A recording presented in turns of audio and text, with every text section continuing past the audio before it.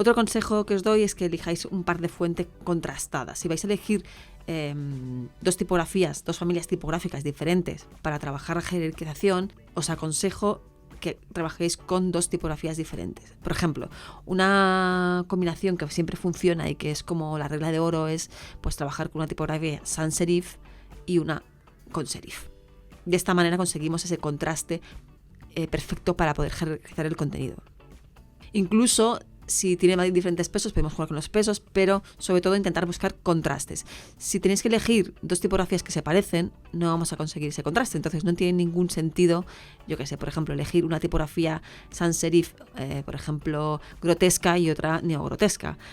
Sí que hay diferencias entre ellas dos, pero son tan sutiles que realmente el lector no va a apreciar esas diferencias. Entonces intentar buscar realmente, si vais a elegir dos tipografías, que sean muy diferentes.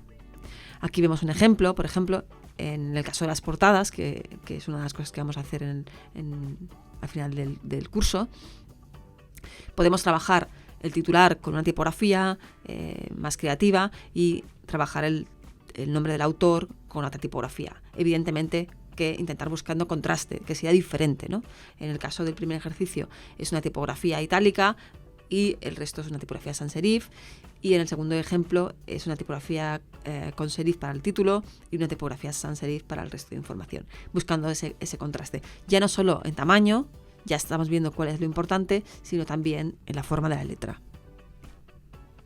Aquí vemos otro ejemplo que es muy similar. Vemos cuál es el titular por el tamaño y vemos cuál es el texto, ¿no? Incluso vemos como una especie como de subtítulo o sección que es overview, ¿no?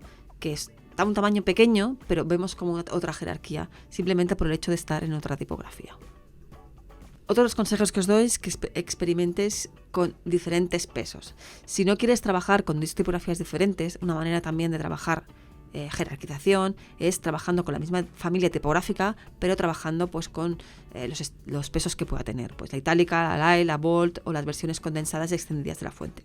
Esto ofrece muchas posibilidades de jerarquización si cogemos una tipografía que tenga muchos pesos, y además conseguimos una cohesión visual, porque como que estamos trabajando siempre con la misma tipografía, pues vemos una unidad gráfica. Vamos a ver un ejemplo. Esto es una especie de folleto informativo sobre ayudas que ofrece el ayuntamiento de una región de España, ¿no? En este caso es una guía. Vemos cómo el titular y el subtitular juegan con la misma tipografía, pero están jugando con los tamaños. Todo el folleto está trabajado con la misma tipografía, pero como os digo, juega con los pesos, con la bold y con la regular y con los tamaños. Simplemente, si hacemos un buen ejercicio de este tipo, buscando contraste siempre, conseguiremos jerarquizar muy bien toda la información. No necesitamos buscar otra tipografía. Aquí tenemos otro ejemplo que ya habíamos visto, cómo con la misma tipografía trabajada en diferentes tamaños conseguimos jerarquizar la información. Vemos cuál es el titular, que es lo más importante, cuál es el texto destacado o introductorio, y luego vemos cuál es la información del texto de la entrevista. Otro de los consejos es que añadas algo de color. Al igual que los estilos y los pesos, el color es un modo también de resaltar ciertas partes en diseño y hacer que se vea un poco más. El color tiene sus significados además, ¿no? Cuidado con lo que intentáis asociar eso. Por lo tanto, asegúrate de que la elección se ajuste a tu propósito de diseño. Por ejemplo, en este caso es un libro, que es el autor y el título, ¿no? El mismo tamaño, con la misma tipografía, la diferenciación del contenido está en el color. Simplemente con eso ya estamos jerarquizando, ¿no? Ya estamos buscando la diferencia, no necesitamos nada más. En el caso de este packaging, igual, ¿no? El nombre del producto está trabajado con la misma tipografía, pero para diferenciar contenidos ha utilizado el color. Y por último, importante jugar con la composición. Muchas veces no solo es elegir bien el tamaño,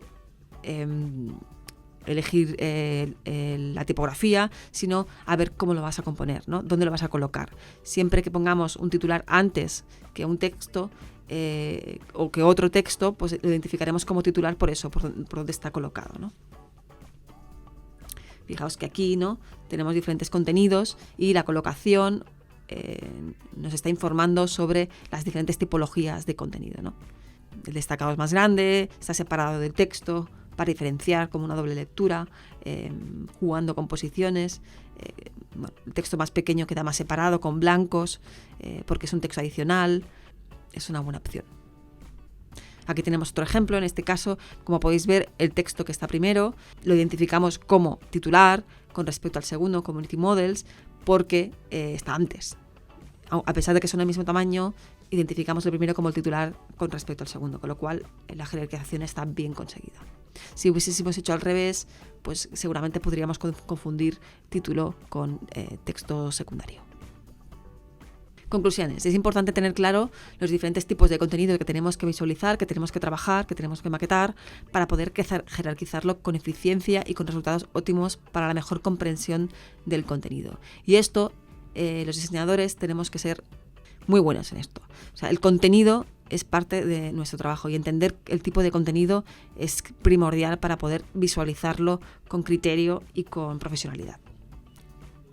Nos vemos en la siguiente clase, que os hablaremos sobre algunos consejos sobre ortotipografía.